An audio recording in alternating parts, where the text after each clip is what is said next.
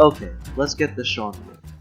Let's say you're at a fancy restaurant and you decide to order a tilapia with a side salad. Wait, where do you think the plants and proteins in your meal come from? A farm? A fishing operation? What effects do you think these have on the environment? First, large-scale fishing operations can lead to overfishing, which has adverse effects on the environment. Research has found that overfishing has had great effects in coral reefs, which are top-down ecosystems. Top-down ecosystems are ecosystems where populations of species lower on the food chain are regulated by species on the top of the food chain. In top-down ecosystems, overfishing can drastically reduce predator fish populations, causing the overgrowth of species lower in the food chain, such as sea sponges and coral reefs. Sea sponge overgrowth can compete with coral, harming these ecosystems.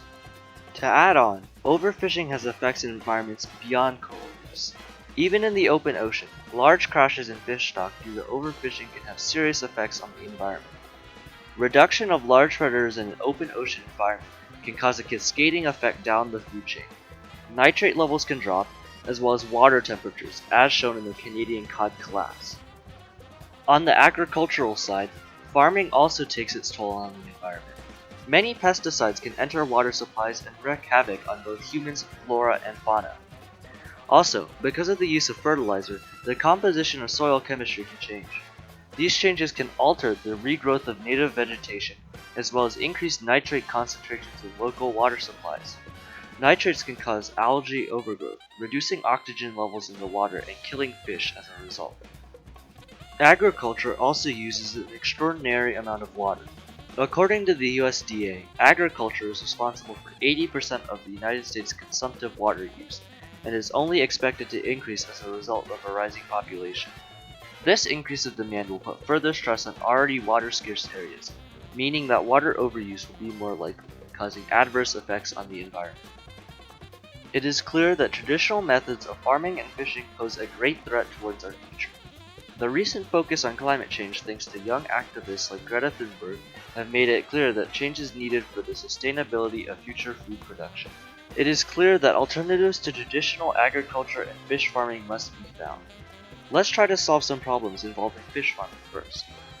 Say, in an attempt to solve some of the problems caused by overfishing, you make an artificial environment to raise your own fish. This environment is disconnected from the natural ecosystem, and therefore, you can farm all the fish you want without harming the natural ecosystem.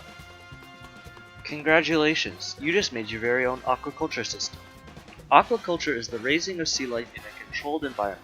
However, it is not as perfect as it may seem.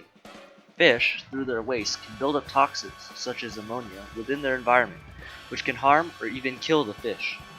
These toxins must either be filtered out through expensive and energy-consuming filtration systems, or new water must be constantly pumped in, which not only contaminates the environment through wastewater, but also contributes greatly to water waste. While some aquaculture systems can solve these problems by fencing off a portion of the open ocean, like the systems at Kindai University in Japan, these systems are usually not feasible for every situation, such as here in Colorado, a landlocked state. An option for filtering out the waste would be hydroponics. Hydroponics is the growing of plants without the use of soil. Hydroponics can be combined with aquaculture to make up for many of aquaculture's disadvantages. Bacteria growing on the plant's roots and in the growth medium convert the ammonia produced from the fish into usable nitrates for plants. This combination of aquaculture and hydroponics is called aquaponics. Aquaponics is advantageous over straight hydroponics in many ways, using 63% less mineral fertilizer and 100% less fresh water.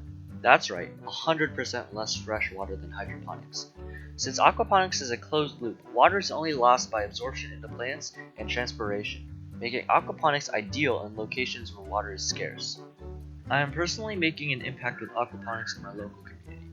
Every senior at my school is required to do a project that improves the community, and I chose to construct a small aquaponics system for the school. Although I obviously do not expect to feed the entire school using only 2 plastic totes and a couple feet of PVC piping, I hope to raise awareness of the advantages of aquaponics and how it can help protect our environment. In conclusion, aquaponics is a promising alternative to traditional agriculture and fish farming, as it has a much smaller impact on the environment. In a time where taking care of the environment is as important as ever, aquaponics, while obviously not capable of producing the entirety of the world's food, is a possible eco-friendly option in reducing the strain that we have placed on the environment.